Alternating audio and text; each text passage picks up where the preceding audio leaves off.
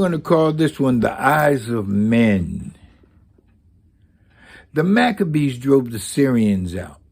They were a devout religious cause, which gave birth to the Hasidim, who knew every letter of all Moses' laws. They called themselves God's loyal ones. They were holy and set apart. They later were called the Pharisees, and that's how they got their start. Their group was very exclusive. They believed that they alone had access to God. Everybody else was not only wrong, they were stupid, unclean, and odd. It seems like sometimes the more religious people get, the more superior it makes them feel.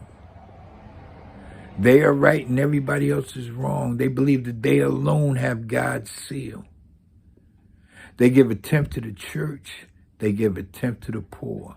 They give a tenth to TV ministries, and on top of that, they still give more. They attend Wednesday night Bible studies. They fast a lot and pray. A great big cross is around their necks, and they carry their Bibles with them every single day. Because what good does it do to be holy if God is the only one who's going to know? So they do their works for the eyes of men, so that their righteousness to all will show. But then there was this other man who recently lost his wife. She left him for another man, and it shattered his whole entire life. He also recently got busted and is currently out on bail. He knows he's going to have to do some time, and his home will soon be jail. He also has an addiction, and he rarely goes to church, because religion never appealed to him, so in vain he tries to search for something, some solutions, some answers for his life, something that will give him some peace of mind and an end to all the strife.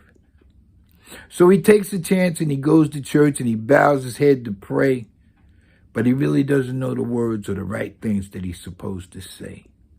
So he cries out to God from deep within his heart, God, will you hear me, please? Show me how to come to you. I'll crawl. I'm on my knees. I know I'm not the best of men. In fact, I'm probably one of the worst. But my whole life is in ruins, God, and I hunger now and I thirst. Hold me in your arms, Father. Show me how to go. Tell me what to do, Father. Help my faith to grow. My whole life is in ruins. I'm broken now, it's true. But I've seen you help some other folks. God, please, will you help me too? You know, it's good when you got all those externals as long as you got God within. But I would much rather have God hear my prayers than to be seen as righteous in the eyes of men. BlindTony1016 at gmail.com.